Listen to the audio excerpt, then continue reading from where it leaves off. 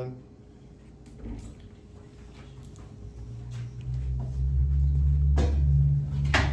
going on, everybody? Welcome back.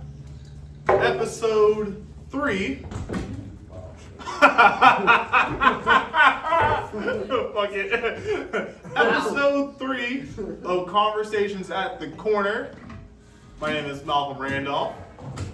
I'm still Liz Tripoli. Still Liz Tripoli. Today, we're joined by the one, the only, Penn State's biggest fan, which means my biggest op, JoMarius Purse in the building, aka Joey Perks, aka Burke Daddy 3000.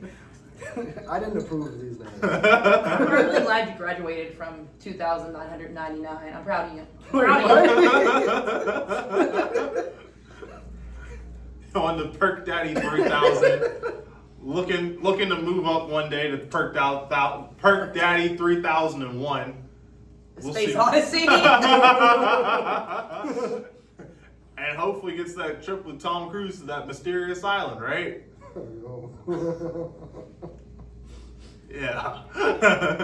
Anyway, we were talking about Joey a few years ago filmed a special in this room, which I believe was the first special ever filmed in this room. Incorrect. Oh, no, not the first special ever filmed in this room. However, first mainstream special filmed by an African American in the history of Pittsburgh, and I had the privilege of being in the room for that night. What was that experience like for you? What was that night like? And then what was the process of going through, finalizing it, and then putting it out for everybody to see? It was, I'm gonna be honest, I was very nervous that night. I remember being outside before the show started, and my heart was pounding. I was sweating in my car. I was nervous, trying to look over my set list, not remembering a thing. And one of the other producers came out and had to grab me from my car. He's like, "Yo, you're about to go on. You need to hurry up, come back in." I was like, "Oh shit, okay." So I came in, and because I had watched it a little bit at the beginning, and then I had left because I had really bad anxiety, and so like it was just like the pressure of myself was kind of getting to me. Yeah. And so I had to leave the venue. Cause that, it's not the first time that happened either though. Like there were several times in my comedy career where my anxiety kind of stepped in and really took over. Like my first comedy tournament, I made it to the finals at the Improv, and I almost had a panic attack before, like while the show was going on. I remember just sitting there, face down, just like this. I felt woozy and dizzy. Felt sick, stomach issues, and they weren't there. And I never had that feeling before. Yeah. And the comics had made me. Jay Cooper was there. You remember Jay? Mm-hmm. Yeah, Jay Cooper was there. Jay made me leave the room. And he was like, "Hey man, go get some air outside." And so I went to the bathroom, and I had used the bathroom. I had to do number 1, not number 2, because I'm not disgusting. Wait. I had to clarify that. Is it disgusting? Will you well, no, go ahead. Nope, go ahead. I got questions, but I'm not going to get answers. Continue. No, I want to hear your questions because I think we might have the same You went to question. the bathroom and you did number 1 and number 2 because you're not disgusting. No, I did number 1, not number 2. Oh, okay. So you understand what I heard, and I was like, what the fuck does that mean? All right, continue. Wait. I'm good. You want number 2? Back then, I refused to number 2 in a public restroom. Now, if it's necessity, I've noticed, okay, so this is personal information, but I've noticed that sometimes, like when you get older, like it's harder to hold it in. And so every once in a while, like you gotta do it. Like sometimes like you're like, I'm not gonna make the drive home. I gotta do it at this Marshall's. Those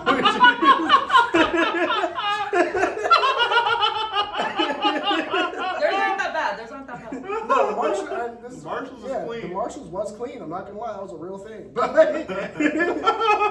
it's like once a year. I had to do it for like the 3 past years, and like, hey man, I'm sorry. I like once a year, as if it's like, well guys, it's almost September. Guess what? Shitting in the Marshalls again. That just tells me whenever you turn. You said you had to do it for the past 3 years, and you're 30 now. So whenever you turn 27, like your last 2 to stool It was like the last 2 to 3, yeah, unfortunately.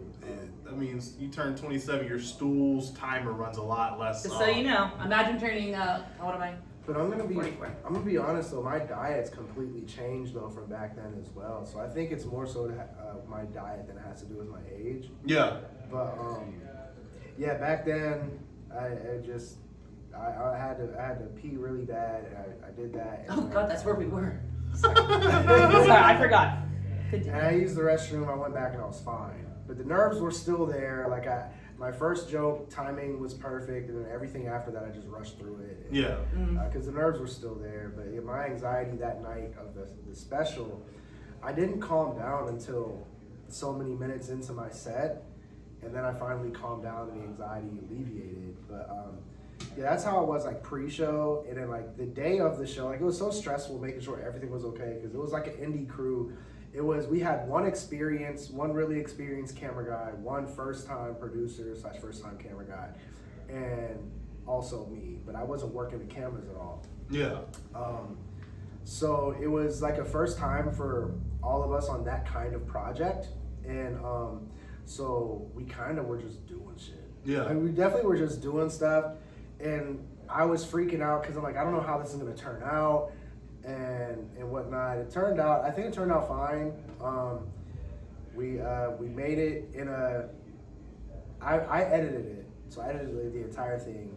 There's actually 2 versions. Nobody knows this, but there's 2 versions. One is unreleased. It is the first version I made was like a YouTube specific version. It was like more YouTube edits. Now it's not like a director's cut. So like you get like an extended version. It's more so like an editor's cut to where they're both edited completely differently. Yeah.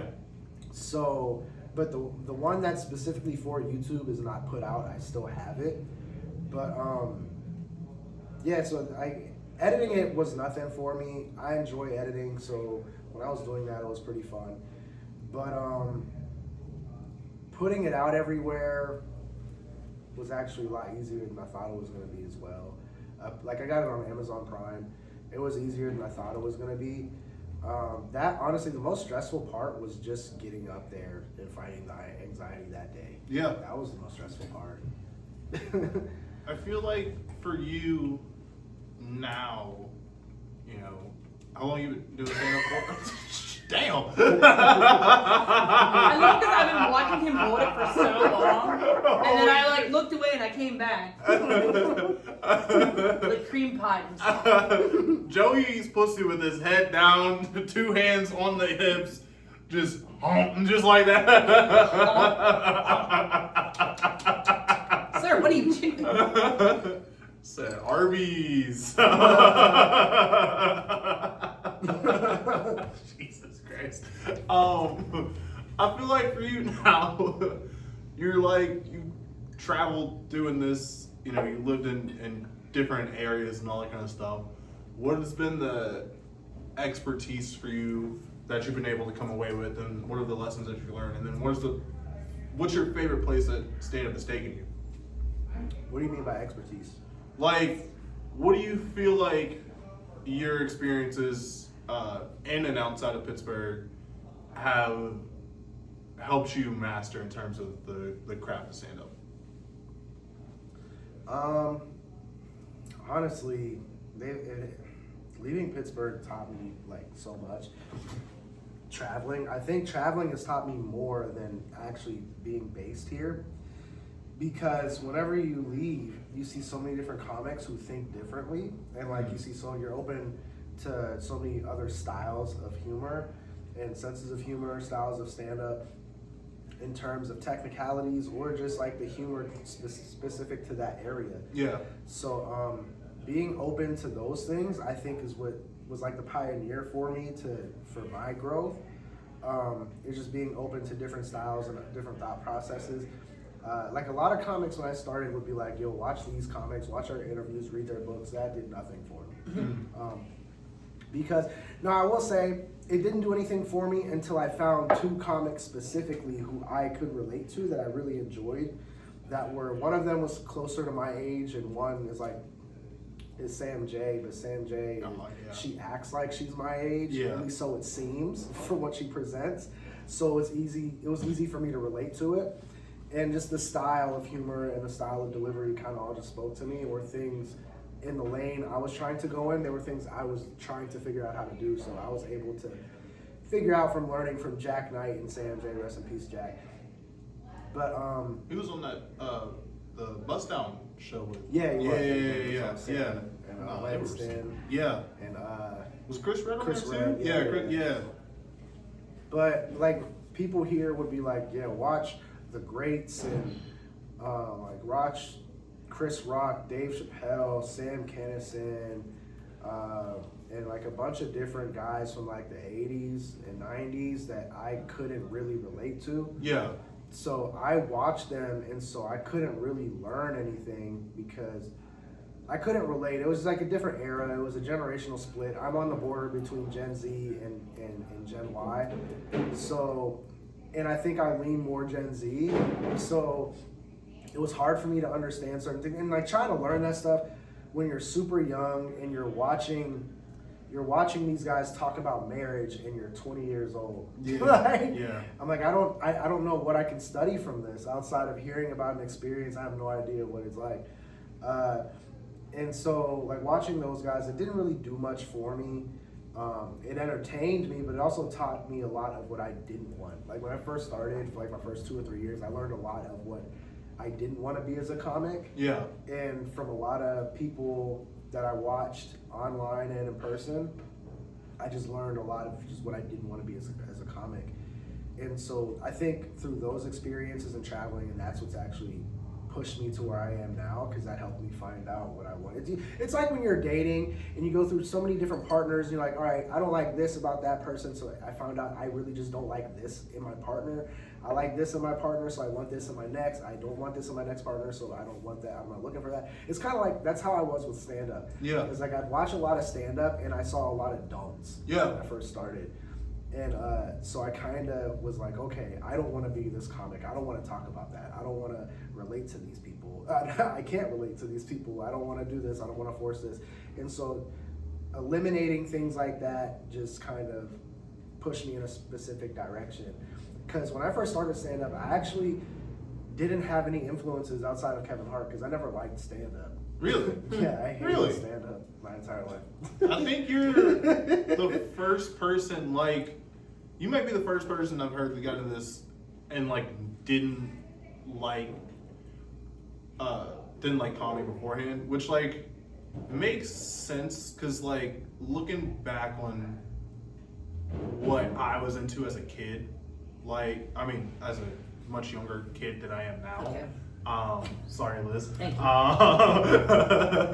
You like that self-correct? I'm learning. Like, I really love, I tell people all the time, everybody shits on Jimmy Fallon now. Jimmy Fallon has 2 amazing stand-up albums that he put out in like the early 2000s. And I used to bump those all the time when I was a kid. And I fucking loved this comic from the Redneck Comedy Tour. Oh God. Bill Engvall.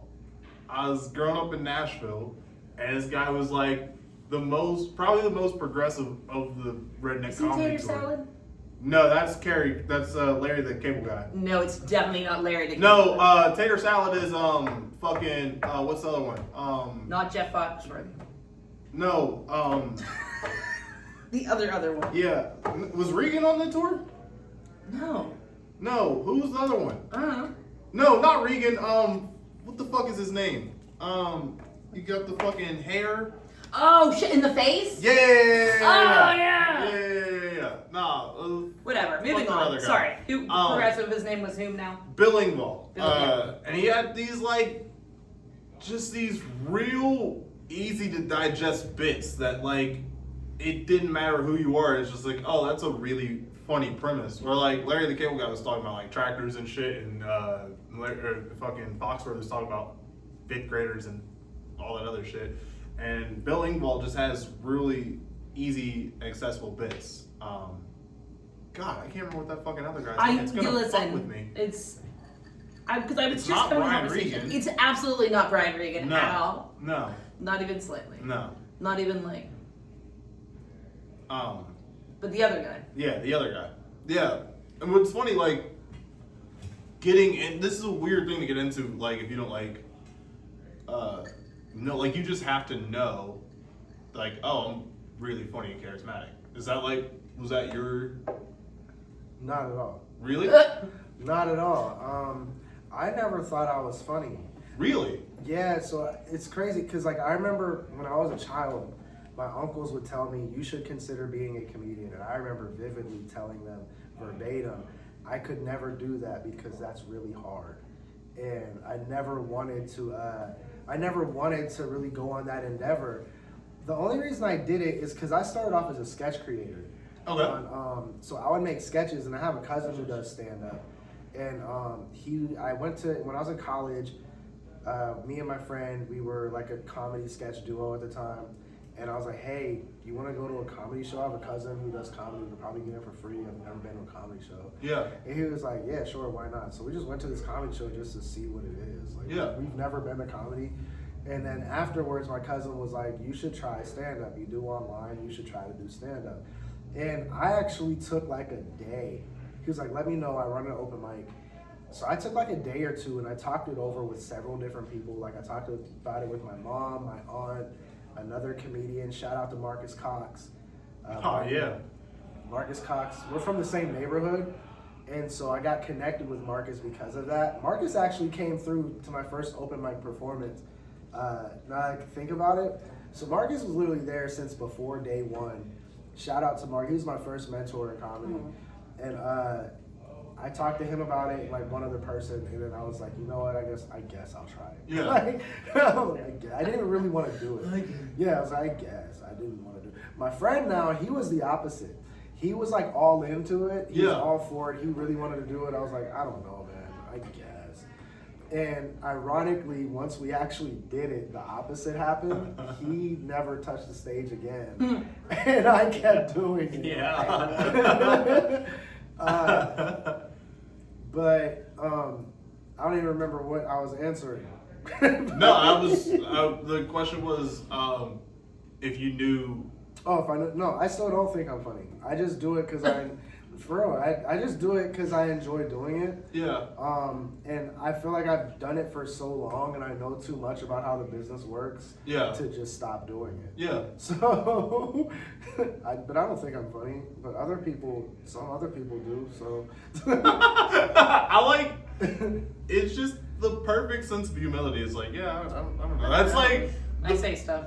Yeah, like basically, I just say stuff. That's the stand-up way right there. You're like, yeah, no, I don't really. Now, when we're talking about content, I feel completely differently. Like I feel like I'm a funny content creator. Yeah. But to stand up, I know. See, that's what like I think I'd be a terrible content. Everybody's like, yeah, no, you really got to get into content, and I'm like, yeah, I know, but I don't think that I would be a funny content creator.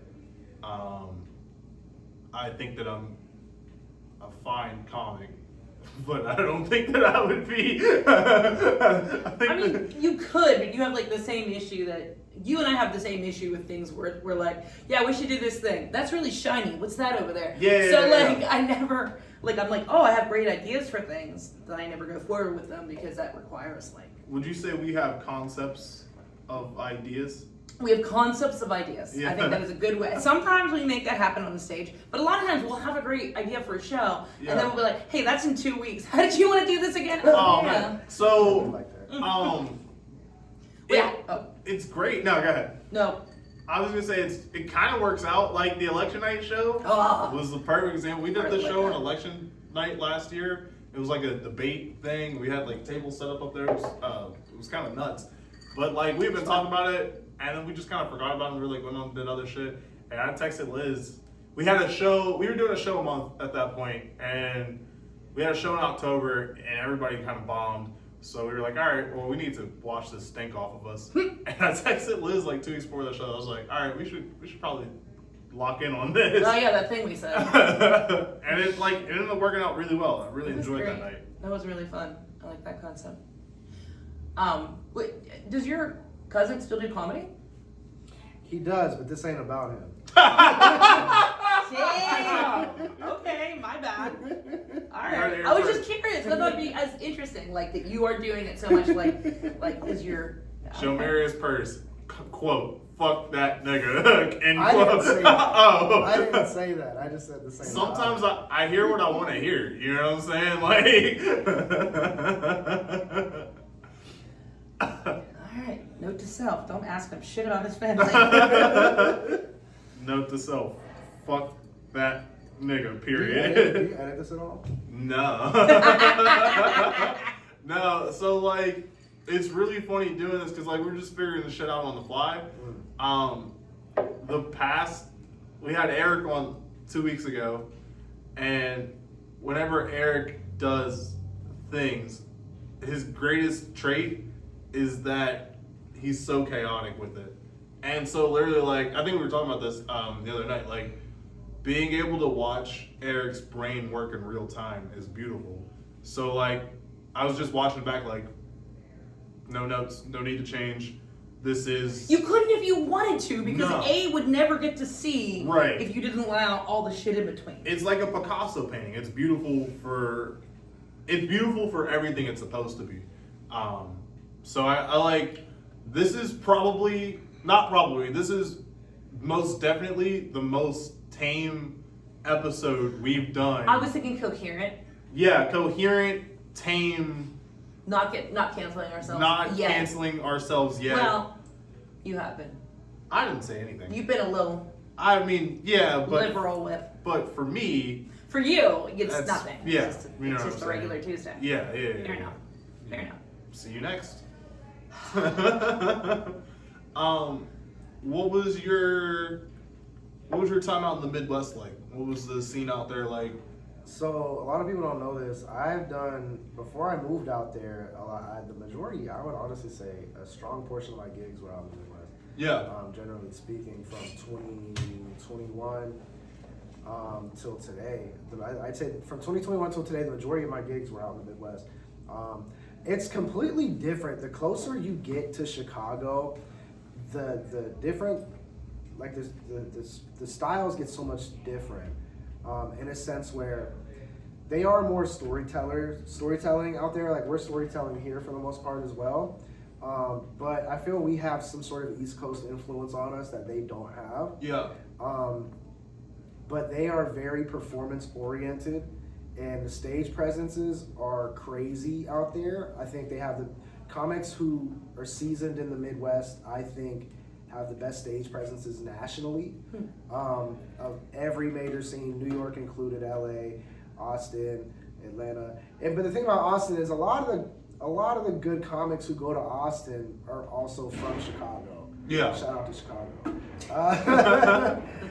Chicago, endorse our podcast. Southside. I didn't say that. I didn't live on the South Side, but I used to be on. I didn't live on the West Side either, but I used to be on the West Side all the time. But yet no, it's a lot different. They're a lot more animated. Their stage presences are out of this world. I think they are overall more creative than the further east it goes, until you get to like the East Coast. Yeah.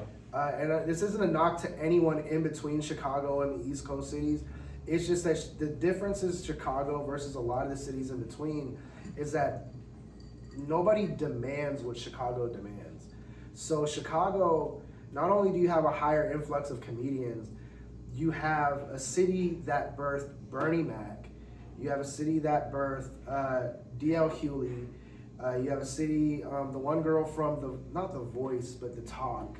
Cheryl Underwood. Yeah. You have Damn. D-Ray Davis. Damn. You have a city, Godfrey's from Chicago. Just named half of Def Jam's lineup right there. Jesus Christ. You have a city with history like this. And so the audiences demand. Hannibal Buress came up through there. John Mulaney. You just have a city that demands the best. Yeah. And so it forces comics to really experiment, to be different, to be individuals, versus a lot of other places they don't force you to experiment and to be an individual. because the bar isn't as high. Yeah. So like, I loved it because I felt that I was forced to come out of my shell more, and I was forced to keep up, which it didn't really feel like I was being forced to keep up, but I did know I had to elevate, and that was fun for me. And knowing I had peers around me who were trying to do the same thing, who lived in the same apartment as me. Shouts out to those two, because one wasn't a comic, but he's really cool. He was really cool. Sam's cool as fuck. Shout out to Sam. Shout out to Gabe, Devin, and Sam. Yeah. And shout out to my guy Luis. He ended up subletting and moving in. But those three guys, Luis included, those three guys, but just them alone, and then not including the other people I was around when I was out there, the other people I'm cool with, they all demand for themselves to be the best that they can be, as well as their city is demanding for them to be the best that they can be. And so when you have a collective of people who are fully indulged in the art scene, who are trying to do what they can individualistically as a creator and as a stand-up comedian to give this city of a population of almost 3 million, just something different. I'm sorry, I'm lying because I didn't question that for a second. I'm like, wait, no. I thought you meant, Like, I was just into what you were saying. Like, I thought you meant like 300,000, which I was gonna say even that's still. Pittsburgh. Yeah, I was gonna say even still that seems low. Yes, to give the city a populace of almost 3 million something different and unique, like it's just very respectable. Yeah. And for those comics to go out there and do that on a nightly, and so I would say like that's the biggest difference between there and like the in between. Now there's great comics everywhere. Like I've been to Detroit, Ann Arbor, Cincy, Cleveland, Pittsburgh, like which is all in the run. And there's great comics in each scene, but the cities themselves don't demand what Chicago demands. Yeah. And so that's really what the difference is, that the city just wants more for it. Yeah. And like in terms of the performers themselves or the audience that's watching. Both. Yeah. Both. So the audiences in Chicago were like no other audiences I performed for. Since I've started going out there, their audiences are very into it. Yeah. They like to have fun with you. If you suck, they'll let you know. Yeah. I saw a comic, I felt so bad. There was a guy talking to me, and one of the guys on the same show walked behind me, and he started, the comic on the show was talking to me, and the guy turned around, he looked at me, he was like, "You were good tonight, but you sucked." And the guy threw his hands up and just walked to the bar. I didn't even know what to say. And I felt so bad. But like audiences will let you know out there if they don't like you. Yeah.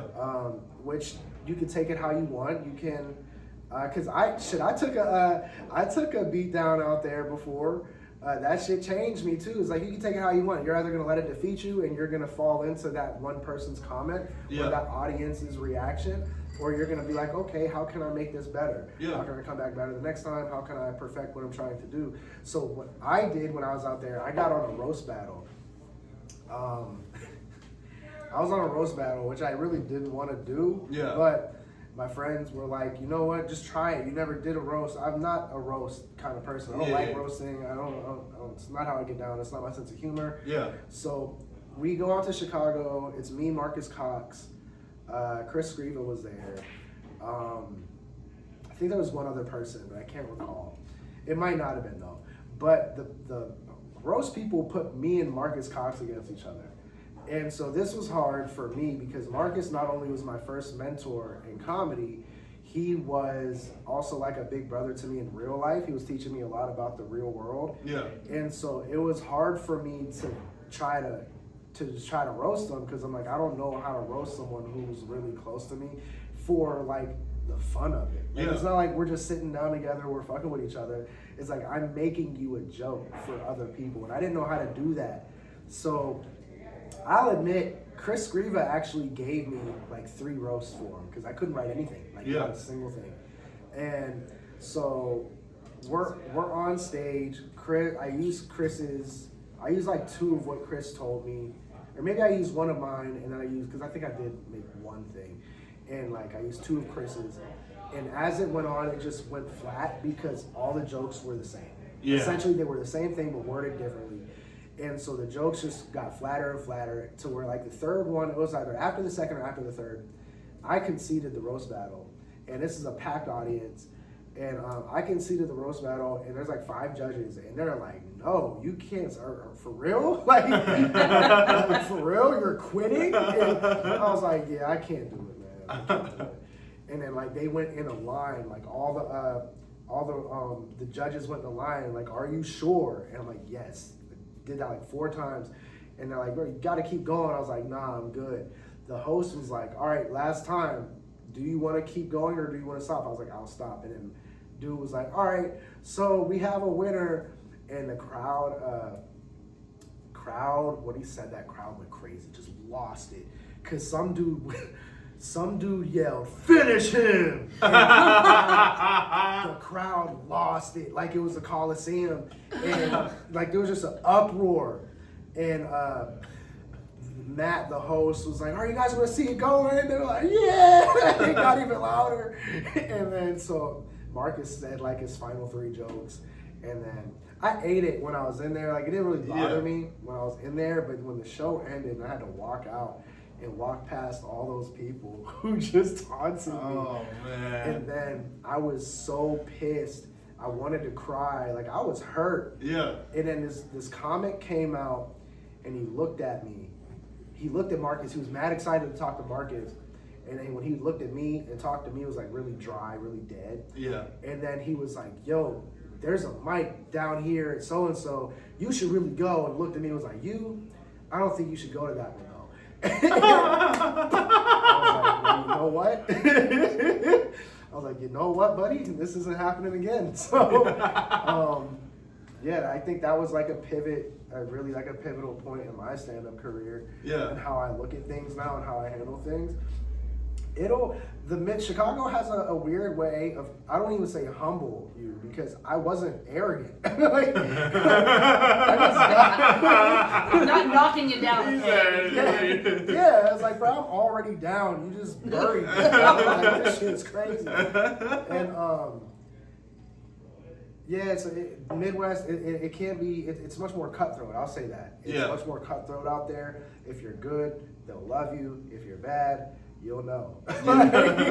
You'll know. They don't hold their tongue. That's sort of like out here, the culture's a lot different. People are very respectful here. Yeah. And it's if you have an off night, they're just like, "Well, I don't think he was that good, but whatever." They'll just hold their opinion. Yeah. Walk past you like. But what I've noticed here is, just walk past you even if you do really good. So, yeah. I'll say this: I've had fucking audiences that I've bombed in front of, and you get off, and it's like it feels like a walk of shame after you bomb, and then they'll always be like, "Oh yeah, we really enjoyed your set." I was like, "Word," because you ain't laughing at all. Laugh, right? I'll be completely honest though. I wish our audiences were more outgoing here. Yeah. And I wish they did let us know if they didn't like it or if they liked it. Because I've even noticed like a lot of sets, like when I came back from Chicago, I crowd work a lot more than I used to. Yeah. And so audiences here don't like to be a part of the shows whatsoever, even if it's all in fun. Like you're not trying to make fun of them or anything. They just don't want to talk while you're performing. And I think that is detrimental to stand-up development. Yeah. To be quite honest. I think I feel like if you're invited to engage with the comic, like, you know what I mean? Because like, depending on the bit I'm doing, there are certain bits where I need audience engagement. There are certain bits where I'm like, I gotta just get through this, you know what I mean? But like, I feel like if you're invited, you know, you're at a stand-up show, you know what you're getting into. My 2 friends, my one friend, Paige, is really good. Anytime she's seen me do a show, like seen me produce a show, she will engage with not only myself, but like other people that are in the show. And not like in a way like she's like looking to take over, but like in a way that I think really enhances your performance. And like she has if you like really get her to laugh, she has one of the, what do we say, like an 80 person room laugh. She has like one of those laughs where you're like, oh yeah, you want that kind of laugh in the audience every single time, because it'll like fill up the whole, you know what I mean? And then it's infectious. So it's like, Yeah. But I often I liken it to being a starting pitcher at baseball. You know what I mean? And I liken it to we're all like Mitch Keller. Mitch Keller just signed one of the largest extensions in Pirates history. Thank God, I'm like, I have no idea who that is. Is that a common? Who is this person? I don't get this reference in sports. Okay. Yeah, he's a Pirates starting pitcher. He's done the most strikeouts in Pirates history. But early in his career, Mitch Keller was known for duds. You know what I mean? He was an early draft pick. They call him up, and he looked like shit at first. And then suddenly, more starts. Next thing you know, he's throwing complete games. And now, fast forward to he signs one of the largest extensions in Pittsburgh Pirates history. And you're gonna start bad, and then every night, you're not gonna be an ace every night. Some nights you're gonna get yanked in 4 innings. You know what I mean? But the idea is you just want to be consistently good enough that people keep coming back to see you. Or you want to work your way up to being somebody's favorite, because there can be no. It's such a subjective art. Where I think hip hop is a sport. Comedy isn't necessarily a sport. It's a collaborative art, and it's so subjective where there can't be a certified best ever, but there can be many favorites. You know what I mean? With the exception of I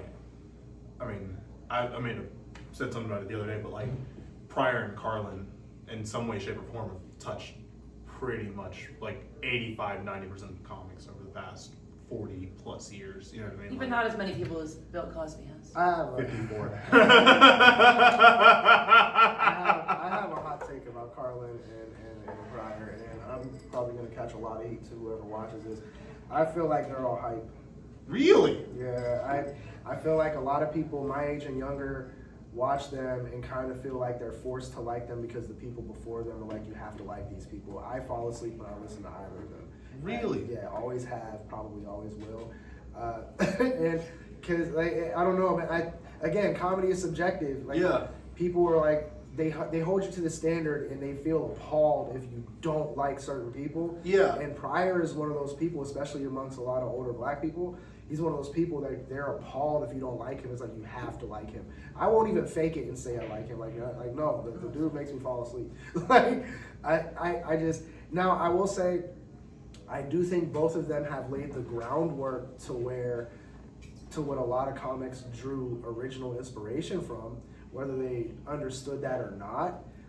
Where it comes from, someone might like Eddie Murphy but never watched Richard Pryor, but Eddie Murphy was a Richard Pryor baby, so ultimately the inspiration draws from Richard Pryor. Yeah. Because that's where the inspiration for Eddie drew from. Yeah. So I do believe that is a factor, but as far as people claiming they are the best ever, I kind of feel the opposite, because where comedy's at now, what they did back then was so simplified compared to what we're doing now. Yeah. I think and I think the bar is so much higher, but you can also arguably say the bar is higher now because of them. Yeah. Because they set the bar, and then new guys came along that set the bar higher, that would set the bar higher. But because of that, I just feel like you can't say they're the best ever.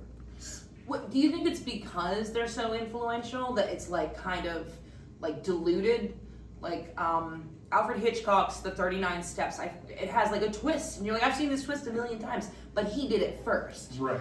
But you just didn't see it then. So it's one of those things where the things that they do that go out, that have little tendrils that ripple into other things, watching the basis of it is kind of just boring now because they're not doing anything as creative with it. That's fair.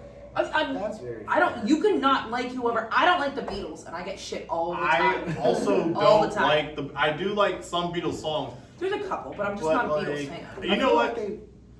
I'm sorry. No, go ahead. I was gonna say, I feel like Carlin and Pryor, they both did certain things that you can't deny and you have to respect no matter what you do. Yeah.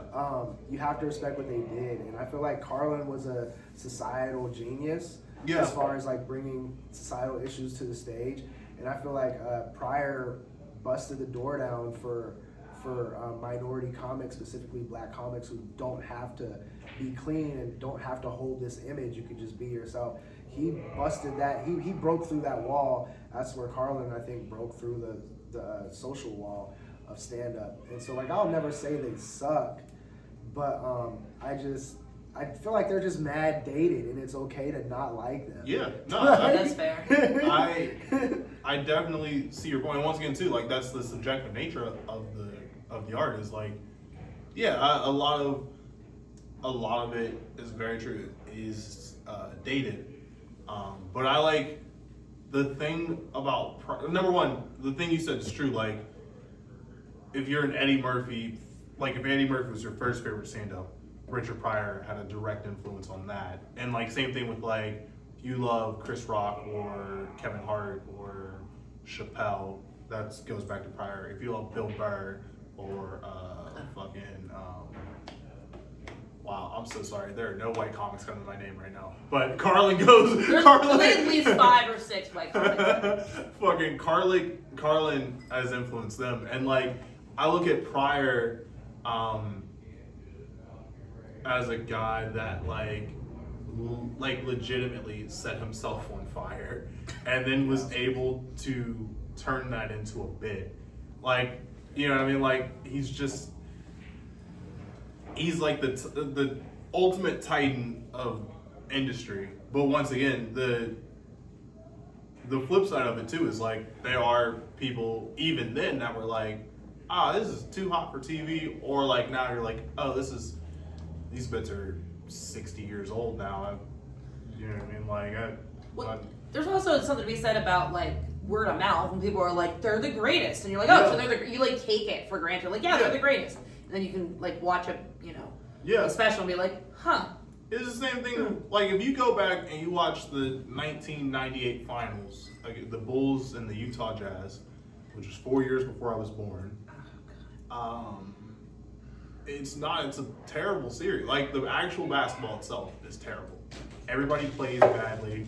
It's just not fun to watch, actually. And the greatest player of all time, Michael Jordan, is involved in that series, and he's shooting like 40%. And then fast forward, you watch LeBron James nowadays, and he's moving 26 miles an hour, and he's in his 56th year of playing basketball, doing 360 windmills. You're like, oh yeah, like that's, you know what I mean? Like it's kind of the same thing where like there is a true case of like back then this was the greatest, but now we're in a whole new era. And that, like, once again, that's not me taking away from anything that's happened pre-2000s, but like Grandmaster Flash doesn't hold a candle to Pusha T. Pusha T might not be here for Grandmaster Flash, but like, you know what I'm saying? You know what I mean? I don't know if that makes sense to anybody. Yeah.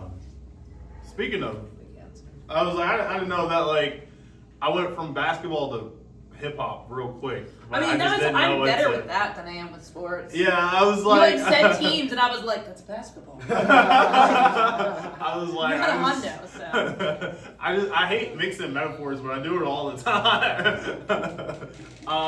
That's not like shout out to Grandmaster Flash though. My dog, what a fucking artist. He's just not Pusha T in my opinion. Speaking of that, you're a big rap fan. Made a post the other day that was intriguing to me. What are you listening to right now? In terms of all music, not just rap, but in terms of all music. I actually have marching bands on my playlist. What the fuck? Yeah, but I actually don't. I have marching bands on my playlist. Let me grab my stuff. That's some respect right there. He said, I'm listening to horns, trumpet, snare drum. That's what I'm listening to right now. I mean, facts, though, but it's hard. It's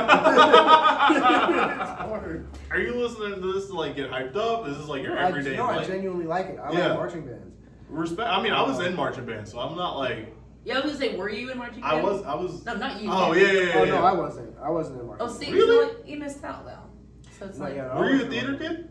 I was not. Really? Yeah. So I mean, my senior year, the director begged me to do it because I went to a really small school, and we had like so many people quit the musical that year, and specifically, so it was the Little Shop of Horrors.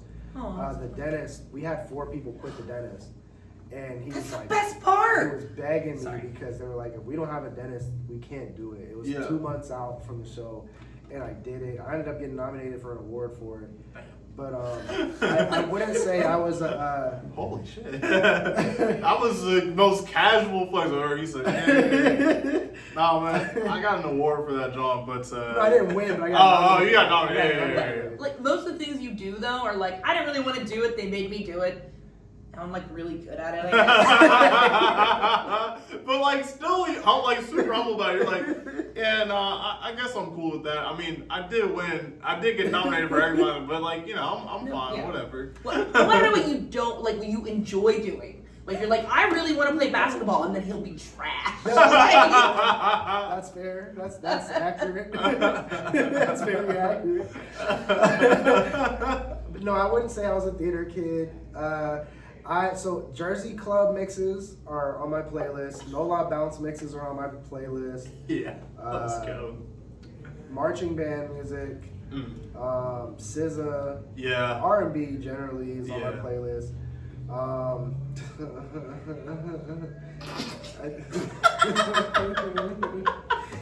Because I want to say it, but I don't want to get canceled. Ooh. You know, he got. What you got? David on your. What's his name? David.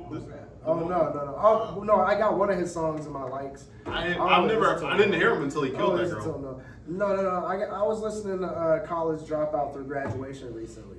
I listen. I don't even want to. Oh, Tyler's always. He's always. Yeah. Tyler, the creator. I was just listening to Fairy. I listened to it like 3 times before I pulled up by Maya P. I don't know if you guys are fond of that song. But it goes like, bitch, I'm a fairy with a fatty on my daddy. That's all I remember. He Wow. wanna smack it, he wanna grab it. On my daddy. Yeah. Glorilla, she was on my early summer playlist though.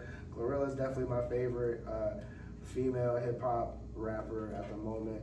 Tyler's my favorite male. Yeah. They're both in my top 3. They don't give Tyler the respect he deserves. They don't. Tyler's a true artist. But yeah, that's my playlist right now. I said a lot of people who weren't a part of my playlist it was just my IP, but he's not a part of my playlist. Fatty. Everything else. With the daddy. Is that it? Yeah, I'm a fairy. Yeah, Oh, that's what it is. Fatty on my daddy.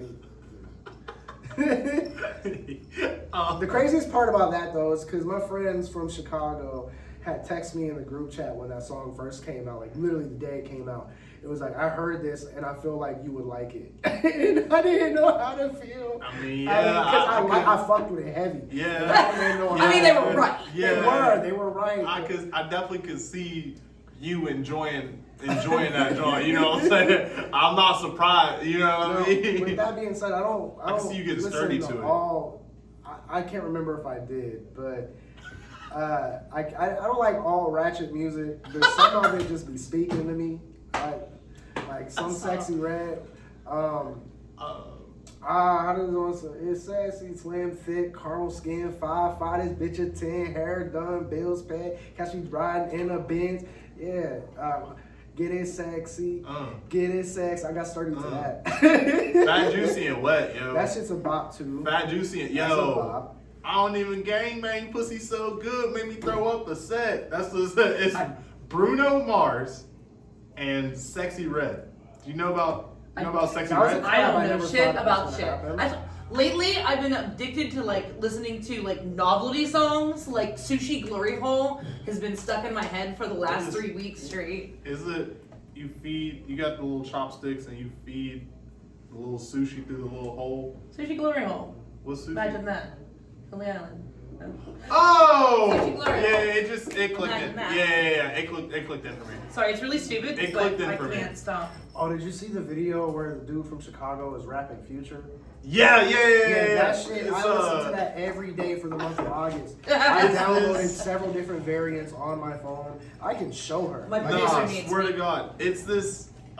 If you don't know, it's this No, we about to rap it for him. old man. I'm about to rap it for him. Oh my God, dude. Alright, this is my shit.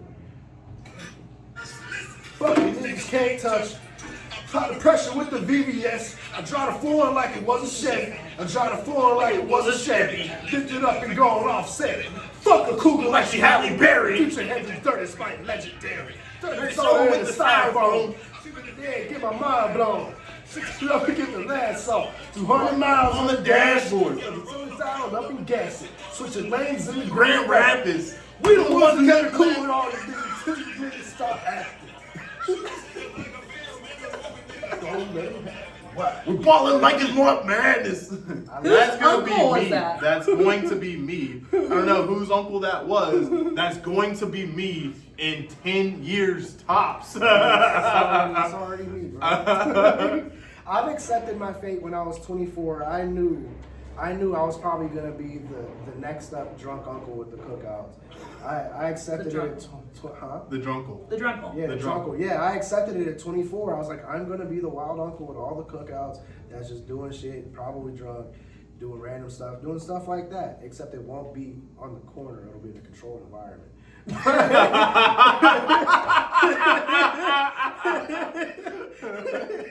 He's the first old in. He's not a. Do you know about YNs? The first win. I'm 137. I'm feeling older every second I'm sitting next to you two, and it's cool. It's fine. Like I'm used to it. The YNs are it's short for young niggas. Okay, And well that's what- why I don't know that. They're chaos merchants. Damn, I'm an unk now. Yeah.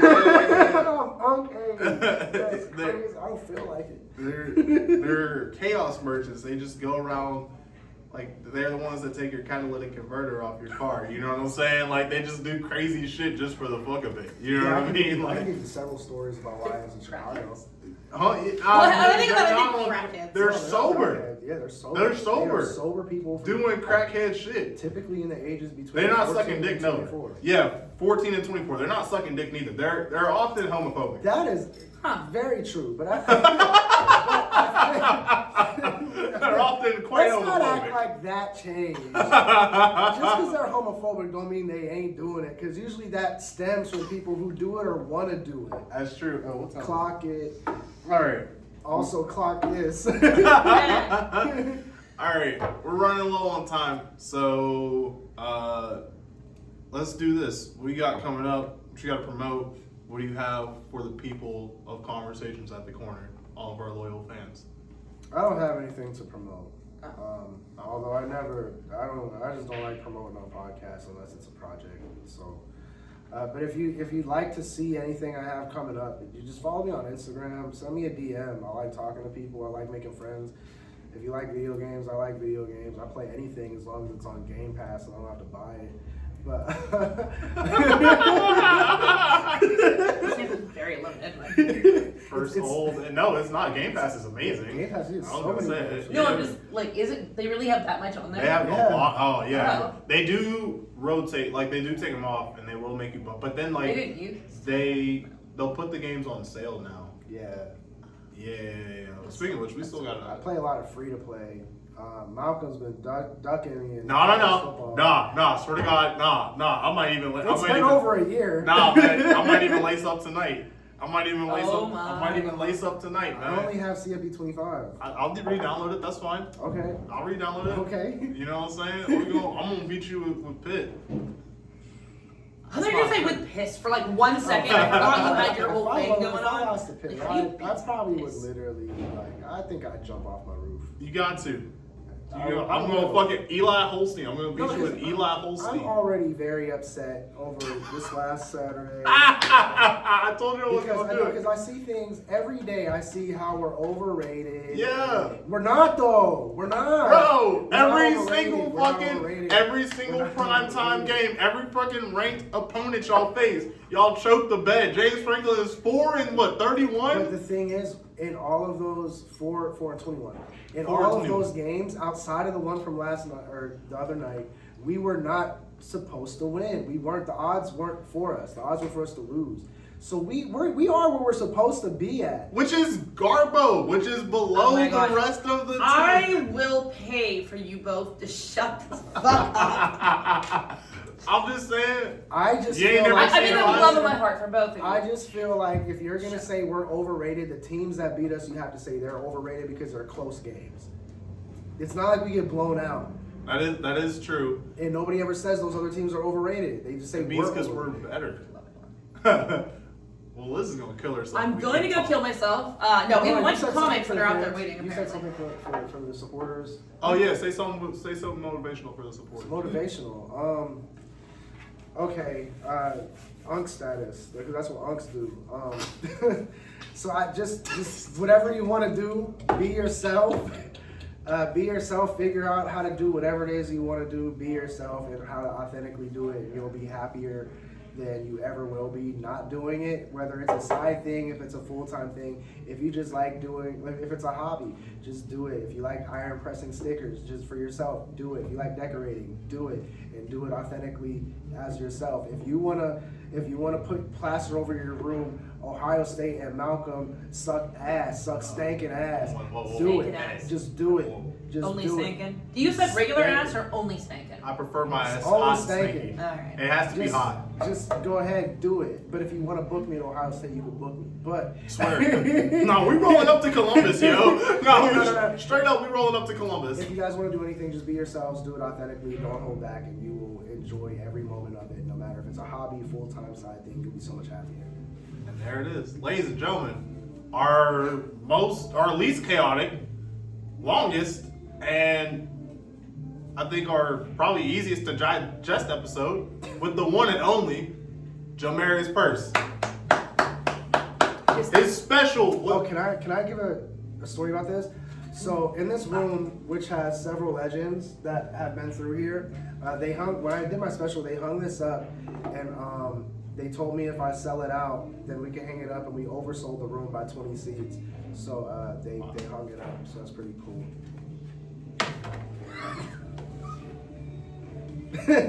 JoMarius Purse, Corner Cafe legend. His specials on Amazon Prime now. You can follow him at _JoMarius on Instagram and catch him at a venue near you. JoMarius underscore. JoMarius _ on Instagram. We'll see y'all in 2 weeks. Bye. Goodbye, bitches. Thank you guys. Yeah, hell yeah. There really are a bunch of people waiting. Oh, there are? Yeah, I was being serious. That's why I ended up trying to talk.